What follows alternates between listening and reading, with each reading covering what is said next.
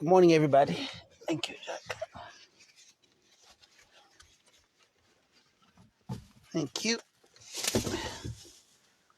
Okay, work well. Thank you.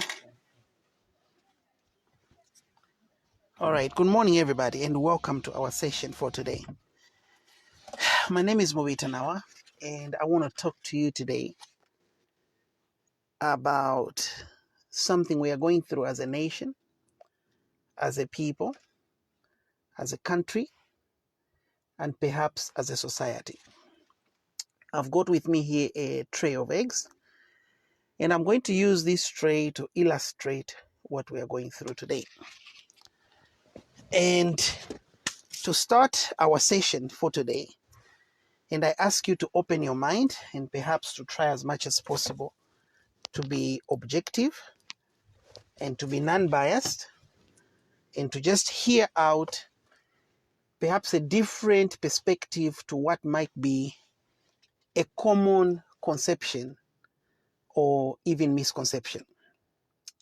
Let me start by sharing a statistic to begin with. Let me start by sharing a statistic to begin with. This is a economic growth comparison between two countries. Chile is a country in South America. Zambia is a country in Southern Africa. Chile is number one, number two largest copper producer in the world. Zambia is number one, number two largest copper producer in Africa. So I want to share with you two comparisons to understand where we're at and perhaps to understand where we are going or where we need to be going. May I give you a disclaimer that I speak to you today in part in my capacity as a green NRC carrying citizen. That is number one. Of course, I cannot ignore my political position within the office of the president in the UPND.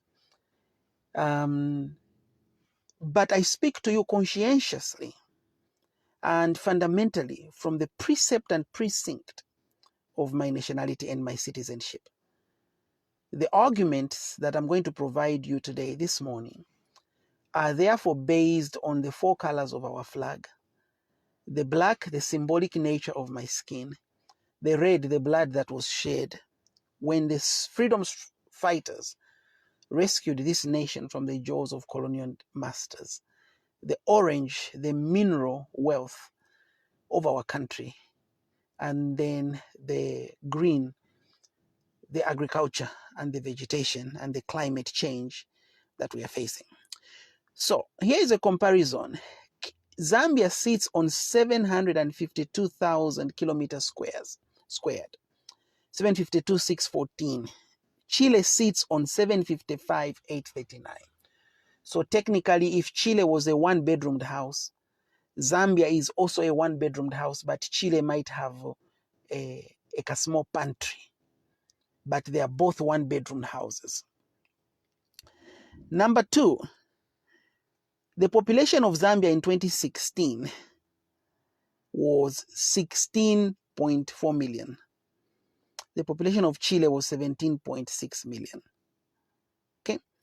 The GDP, gross domestic product, that is the national basket of, imagine all the salaries of Chile and all the salaries of Zambia combined. Now comparing those, Zambia was at $27 billion in 2011. Chile was at $258 billion. Copper production in 1970, tonnage. Listen to this. 1970 tonnage. Zambia was doing 684 metric tons, 684,000 metric tons. Chile was doing 686 metric tons. So you can look at Zambia and Chile as two Siamese twins, one who went to a private school and the other one didn't even go to Olofea. Copper production in 2012, tons. This is from 1970 to 2012. Zambia was at 675,000 metric tons. Chile went to 5,370,000 metric tons. Again, in 1970, the copper production was just about the same, except for 2,000 metric tons difference, plus or minus. But in 1970, those of you that are mathematicians, you can do, that's 40 years later, 42 years later, Zambia's copper production went down by about 10%. 2012. Chile's copper production rose by about 1,000%. Okay? Poverty, percentage of population below the poverty datum line, Zambia had 61% of its economy in living below poverty, Chile 15%. Extreme poverty, 42% of Zambians in extreme poverty, Chile 2.8%. Life expectancy at birth, Zambia 49 years, Chilean 79 years. Infant mortality per 1,000 live births, 53 young Zambian babies would die at birth out of 1,000. 8 babies of Chilean origin would die at birth or expected to die. Child malnutrition percentage of children under 5, 15, Chile 1. I share that statistic to lay an argument, a fundamental argument, that the removal of these subsidies is very painful. Let me say that outrightly. It's very painful. Let's not beat about the bush. Let us not sugarcoat anything. It is going to be a painful process. The fuel price has gone up, petrol, by 4 kwacha. Now petrol is at 21, diesel is at 20. One of the smallest marginal differences between petrol and diesel. Let us look historically at why this fuel price has been increased now. When the new government of Patriotic Front came into power in 2011, they found the US dollar at 5 kwacha. And they found the fuel at about almost the same price. When the PF left, they left the fuel at about 17 kwacha.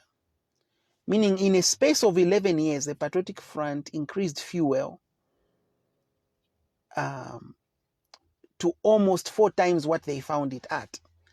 They left the US dollar at almost 4 times or 3.5 times what they found it at. I know that there are so many people speaking right now. Comedians are poking fun at President Hakainde Hichilema. The truth is this fuel increase will hit us hard. No doubt about that. Let's not pretend. Let's not sugarcoat. You see, in public relations, come out straight and tell people the truth. I've messed up, or I've done what I have to do because I had no other choice but to do this. And so the removal of this fuel subsidy, by the way, it's very funny to hear people who were supposed to increase. This fuel price was supposed to happen somewhere around June, July. The last fuel price increase was around January, February. The next fuel price increase was supposed to happen around June, July. But in the wisdom of the previous government, they decided not to increase fuel. Why did they not increase fuel? Because they didn't want to lose an election. That's very important to say. Coming back to my tray of eggs. There are how many eggs in here? 1, 2, 3, 4, 5. 1, 2, 3, 4, 5, 6. 30 eggs in a tray. So what the PF government did is that they gave Zambians 30 eggs.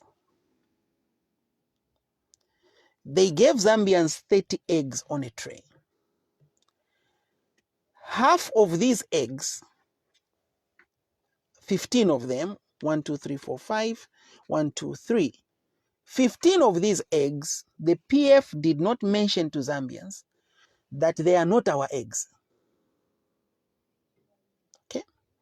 They are not our eggs. These eggs belong to Eurobond, domestic debt, corruption with money stolen and hidden, middlemen in contracts of fuel, inefficiency, bureaucracy, bad policies on electricity selling tariffs between big corporations and residents of Zambia, political party regalia printing in China using government funds,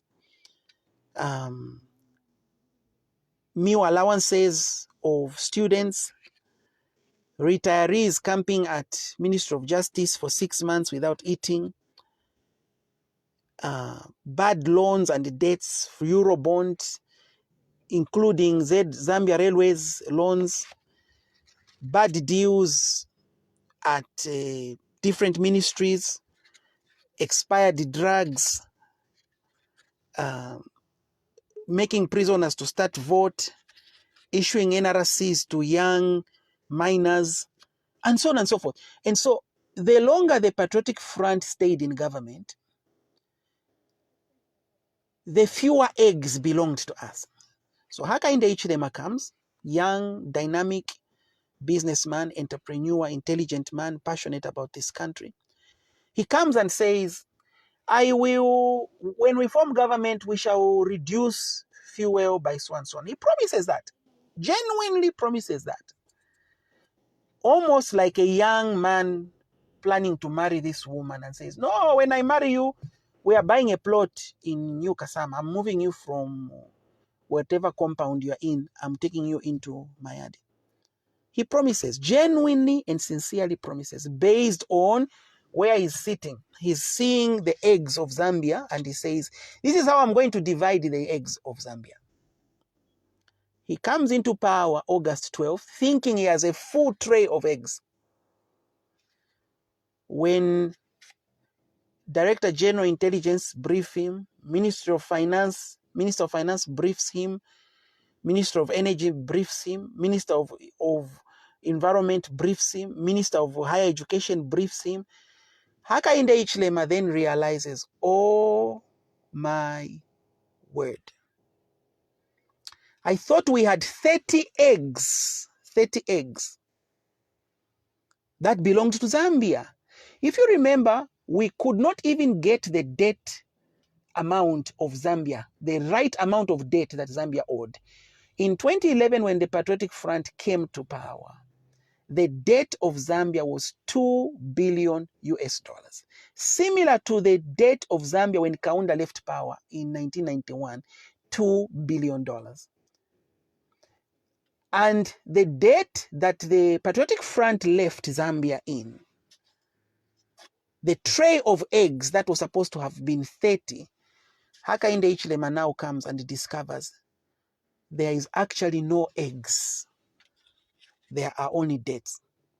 And this debt now, if I could just break it down for you further, and thank you for joining us and for following. Hakainde Hichilema then discovers that the Patriotic Front has been doing deals around fuel, including the Patriotic Front owes $500 million US, $508 million US to oil and marketing suppliers, the people who are in the chain of fuel. Don't forget, we don't have oil in Zambia, not yet. We may have oil. I personally think we have oil in Zambia. I think so.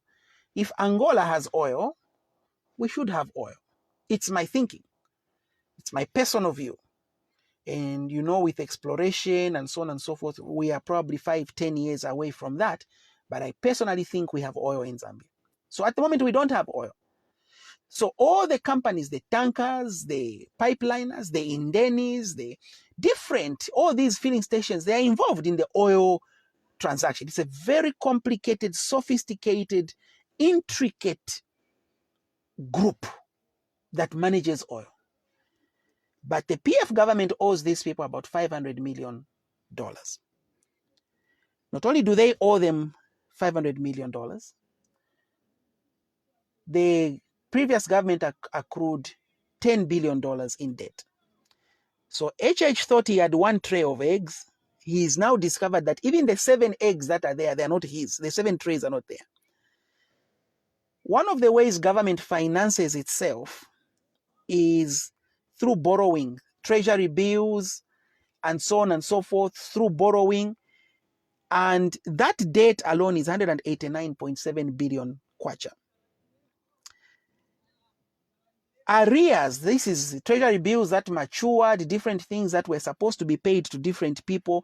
You know, all these insurance companies, they invest. All your pension funds, they invest in government.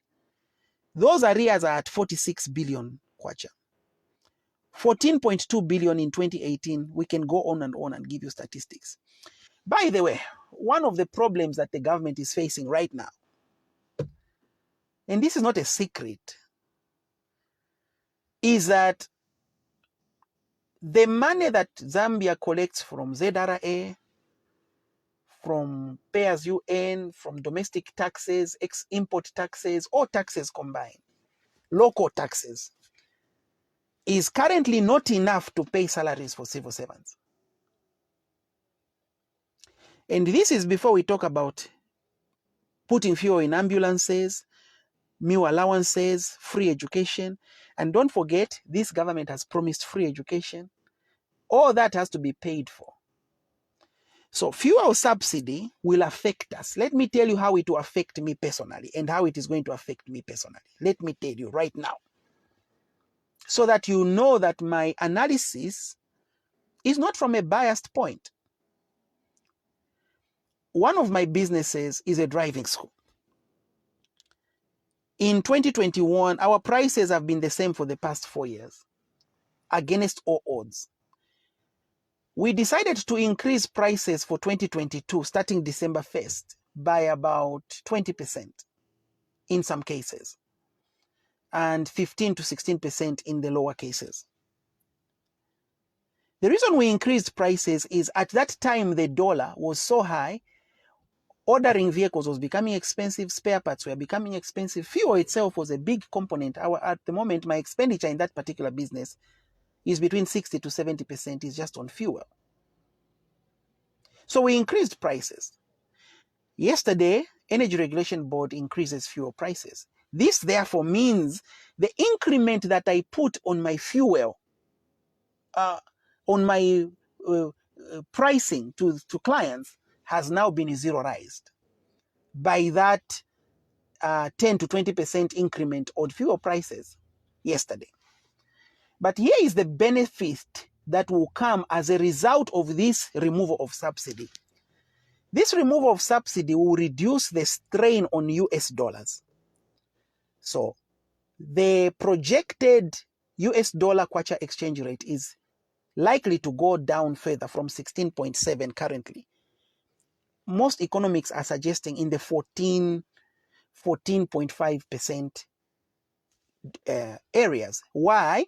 Because the $68 million government is currently paying per month, or was paying per month, $68 million per month on fuel subsidies, that will increase the value of the kwacha and reduce demand on the US dollar. Don't forget that our debt servicing per month is about $42 million. And don't forget that the Patriotic Front defaulted on our foreign debt obligations a few months ago. And therefore, it becomes ironic to hear people like Bowman Lusambo tweet, laugh, poke fun at President Hakainde that President Hakainde is increasing fuel price as a result, in Bowman Lusambo's words, or I can't even repeat those words because I feel like I'm insulting my own leader, you know. My mother taught me never to repeat an insult because you are also insulting. So in the Patriotic Front's words, they are now smarter than Hakainde Hichilema. When in fact, Hakainde Hichilema is making a tough decision for Zambia. Let's be honest. Hakainde Hichilema campaigned based on what he believed was the truth for this country, based on information that he believed was true and genuine. President Hakainde Hichilema is now the president of this country, and trust me, that man knows more than you and I combined. Trust me. By virtue of his position as president, he has access to all the data that he needs in the world. So he knows more than you and I. And we know little enough that the Patriotic Front lied to us about how many eggs were ours.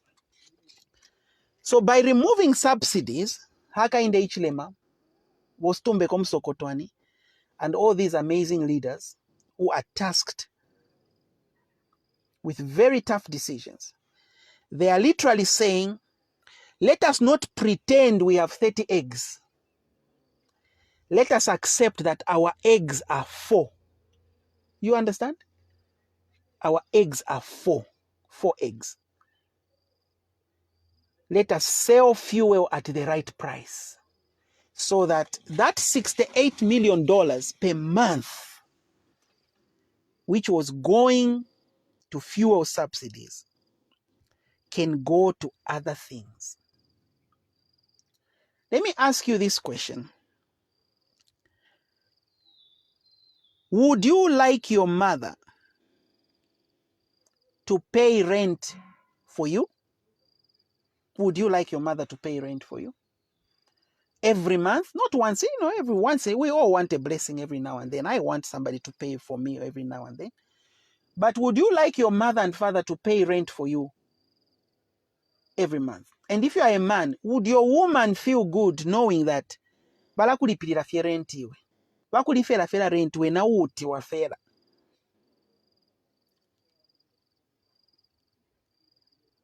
I don't think that is the right way to go. Zambia cannot afford to pay 809 million US dollars per year in fuel subsidies. It cannot afford. It cannot afford. This is the difference between Edgar Chagwa Lungu and Hakainde Hichilema. Edgar Chagwa Lungu would go on a podium and tell lies to Zambians or conceal the truth from Zambians. President Hakainde Hichilema is telling Zambians the truth. Zambia, you need to be where Chile is. You have the potential to be where Chile is. You can't have all this copper and you are messed up.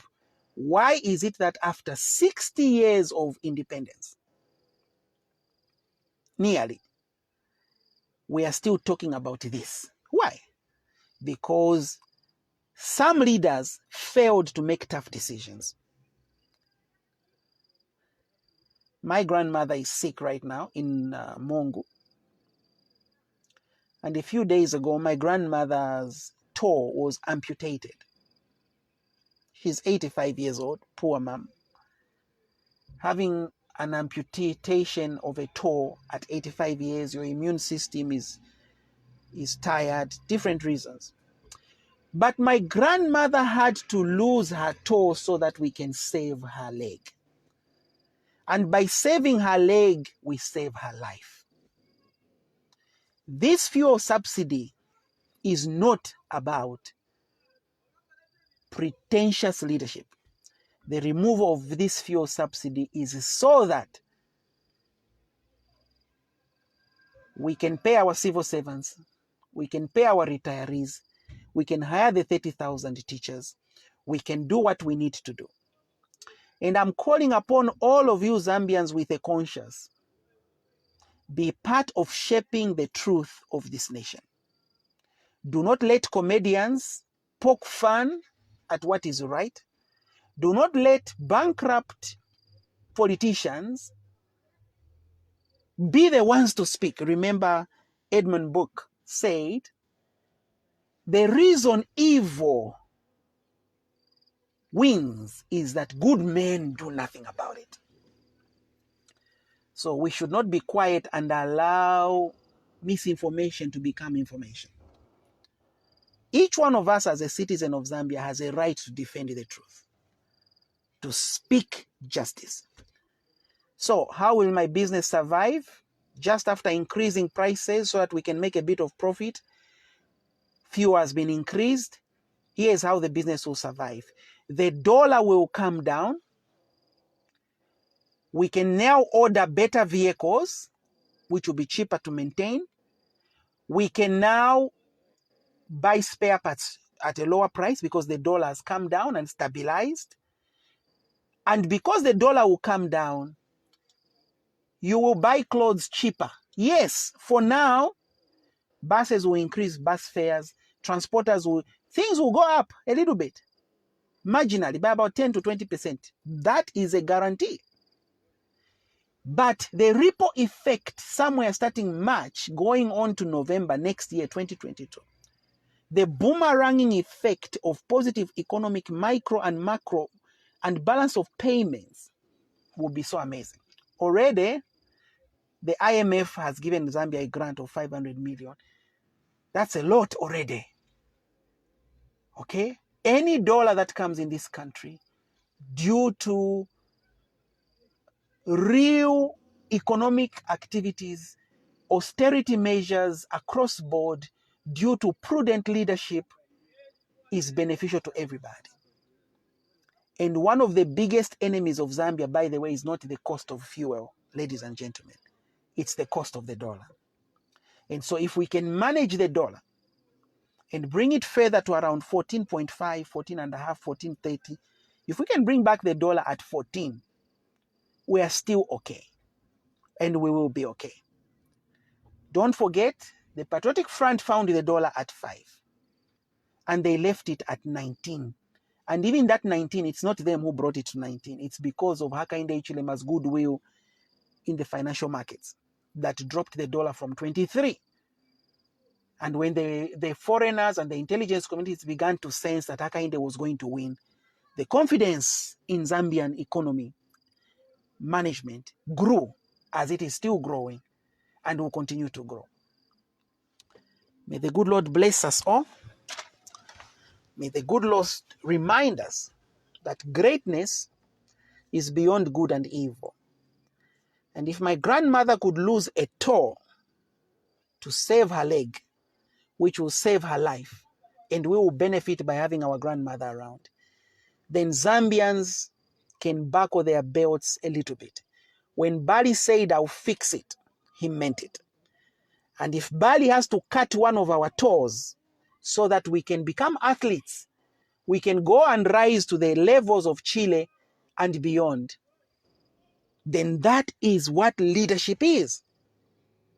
Leadership of truth, leadership of candor, leadership of wisdom. I am your friend, your brother, the one and only, the Lozi boy, Mubita Christopher Nawa. Thank you for joining me today. And as you go in your buses, share this word. Motivate someone. Remind them that even Nkungulume in the beginning suffers, but later on they progress. Even a marriage in the beginning has difficulties, but later on they progress. And Bali is on course to bringing an economic turnaround in this country with prudent micro-management policies, fiscal policies that are enshrined in true financial monitoring and procurement agendas stipulated by international financial communities. And I want to assure you that Bali will never borrow money to buy Jameson, but Bali will do what is right for you and I and for our children. And one day we will celebrate and say, we are the leader who took up the mantle of success and did what needed to be done. And this subsidy was a way that the Patriotic Front was stealing money from Zambians. It was a way that they were lying to Zambians that things were okay when they were not actually okay. When a car runs out of fuel, you don't sit there and speak in tongues. You look for a container, look for money, lock your car, and go and get fuel somewhere to move that car. And right now, our economy needs fuel. And Hakainde is carrying containers, 2 jerrycans, one 5-liter, one 20-liter, and is running across the street to go and look for fuel for Zambians. And when somebody gets out of a car and runs to get fuel, you support him. You don't worship him. You don't idolize him. You support him because that's the right action for this country. Have a beautiful day. Thank you for joining us. I'm out.